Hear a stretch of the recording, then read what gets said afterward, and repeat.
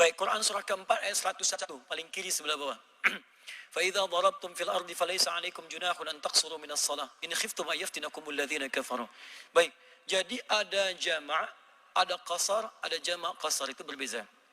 Ya, ada jama', ada qasar, ada jama' qasar, itu berbeza. Jama' itu artinya menggabungkan dua waktu salat dalam satu waktu. Bisa digabungkan di waktu yang pertama dia atau di waktu yang terakhir. Bila kita gabungkan, dimajukan di waktu pertama, dalam bahasa Arab dimajukan disebut takdim, maka disebut jama' takdim namanya. Bila kita akhirkan di waktu yang terakhir, maka disebut dengan takhir, maka dinamakanlah jama' takhir. Yang boleh digabung tu dia punya beberapa syarat. Syarat pertama, jumlah rakaatnya tidak boleh berjumlah 2 rakaat saja. Harus lebih daripada 2 rakaat. Karena itu solat subuh fajar itu tak bisa dijamak. Karena jumlahnya 2 rakaat. Karena itu subuh fajar itu diletakkan oleh Allah jauh. Jauh ke isya, jauh ke zuhur. Sila pakcik lihat ya. Solat subuh ke zuhur masanya panjang. Ke isya masanya panjang. Dan diberikan kita keluangan waktu yang sangat luas supaya bisa menunaikan dengan sempurna subuh. Aturan yang kedua, jamaah itu bisa dilakukan dalam waktu solat yang berurutan, berangkaian. Tak boleh dia melompat kepada waktu yang lebih jauh. Misal, zuhur dengan asar, dia boleh jamaah. Maghrib dengan isya, dekat ke isya, dia boleh jamaah. Tapi tak bisa saya nak jamaah zuhur ke maghrib, tak. Ya, zuhur ke asar, maghrib ke isya. Karena asar bisa jamaknya kemudian dengan zuhur, maka dia tak boleh lagi jamak dengan maghrib. Maka maghrib jamak dengan isya, kemudian zuhur jamak dengan asar. Kapan kemudian solat itu bisa dijamak? Ya, kapan solat bisa dijamak? Di antara yang membolehkan kemudian jamak ada 2 kondisi dalam hadis-hadis Nabi SAW. Yang pertama adalah kondisi safar. Safar. Jadi ilat sebab hukumnya adalah safar. Ya. Berapa jarak safar ini yang diperkenankan untuk jamak? Dalam hadis disebutkan 3 farsah. Kalau sekarang dikonvert sekitar 80 sampai 82 km. Ya, itu masafah. Ilatnya masafatus safar, jaraknya. Ya. Jadi kalau tuan melakukan perjalanan lebih daripada 80 km, 82 km, nah itu secara fiqih itu boleh untuk bisa ditunaikan jamak. Ya, baik kemudian zuhur ke asar bisa dimajukan jadi takdim, atau misalnya zuhur ke asar diakhirkan di asar disebut dengan takhir. Ada ilat yang kedua, masafah tu boleh jadi tak panjang, tapi masyakkahnya, kadar sulitnya tinggi. Ya, saya ni di Kuala Lumpur, di Putrajaya tak nampak banyak macet lah, biasa saja. Tapi kalau tuan jalan ke Jakarta, safar tu ke Jakarta, Masya Allah, kalau tak macet, heranlah orang, kenapa tak macet ni? Jadi kalau tuan tanya berapa penduduk Jakarta, dia akan tanya balik, siang atau ke malam?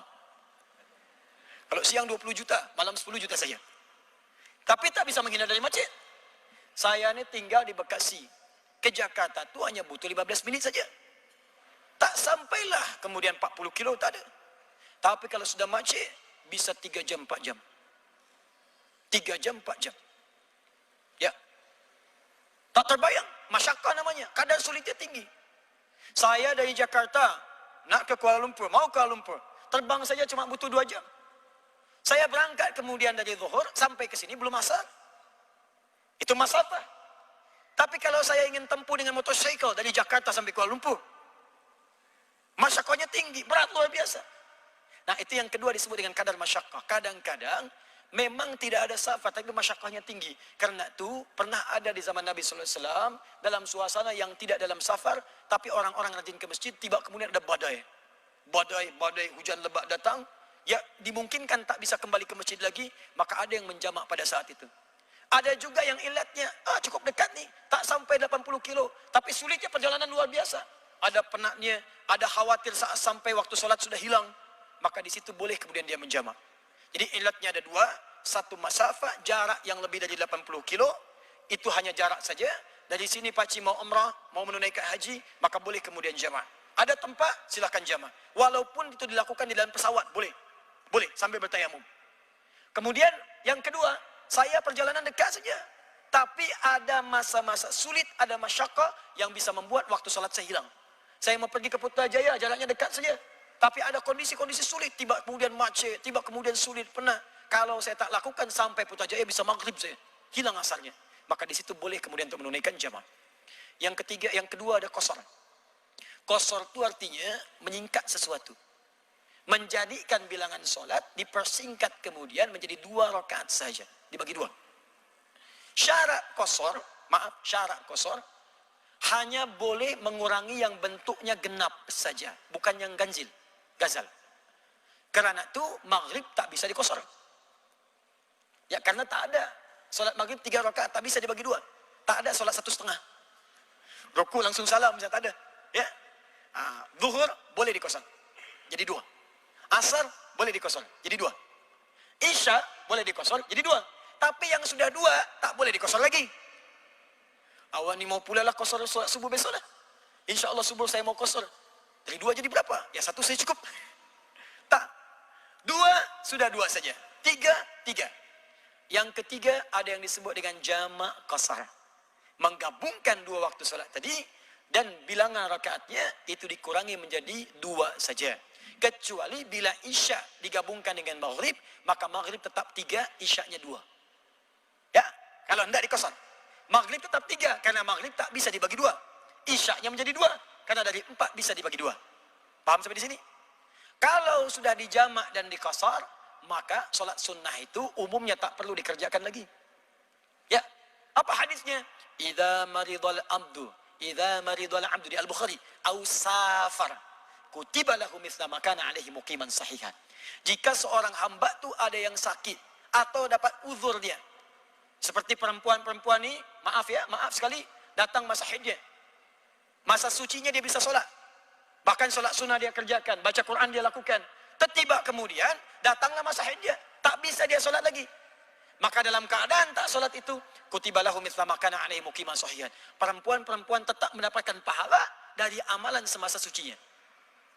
Karena itu mohon berkenan saya nak berikan nasihat kepada puan-puan semua. Bila masih ada masa suci dan haidnya, maka segera perbanyak amal soleh di masa sucinya. Tambahkan amalan sunnah. Tambah solat sunnah, rawatibnya, baca Al-Quran. Supaya apa? Supaya saat tiba masa haidnya, semua pahala itu dituliskan walaupun tidak dikerjakan. Sebab kalau sudah habis masa itu, tiba masa menopause, akan sama dengan lelaki. Di perempuan itu luar biasa. Tak solat, dapat pahala solat. Tak baca Al-Quran, dapat pahala Quran. Baca. Bukti alhamdulillah ya. Kita hari ini tak solat, dapat pahala solat? Oh, belum tentu. Kalau selama dia suci, dia tak mau solat. Tak laki tidak, laki berbeza. Kalau dia punya kebiasaan solat sunnah, dia punya kebiasaan baca Al-Quran, tiba kemudian safar, safar. Baca safar lah dari Kuala Lumpur ke Penang. Agak jauh jaraknya.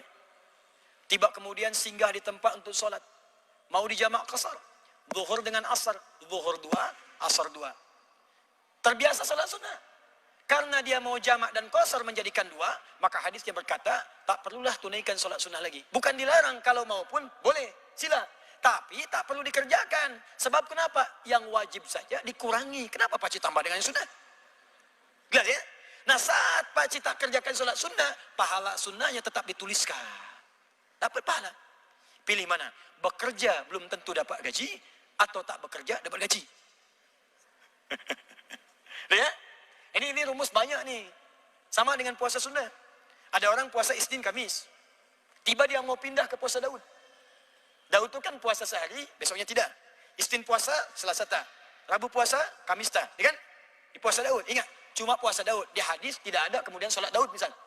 Ya, solat Daud itu apa Ustaz? Subuh solat, zuhur tidak kan itu? Ya, bukan. Puasa Daud. Nah kalau kita puasa Daud, pindah kita nih dari yang kecil jadi tinggi. Tertingginya sunnah itu puasa Daud. Senin puasa, Selasa tak. Rabu puasa, Kamis tak. Biasanya Isnin Kamis kita puasa, tiba ke puasa Daud. Bersamaan dengan Kamis, waktunya berbuka. Maka cukup berbuka saja, tak perlu puasa. Saat Tuan kemudian tak puasa, pahala puasanya tetap dituliskan karena kebiasaan yang semula. Jangan terlampau soleh. Ya, berbuka, dapat pahala di situ. Walaupun dilakukan tak berdosa, cuma nanti merubah ritme metabolisme tubuh kita, sehingga puasa yang dimaksudkan belum tentu bisa menyehatkan. Jelas ya? Wallahu taala a'lam bissawab. Bismillah.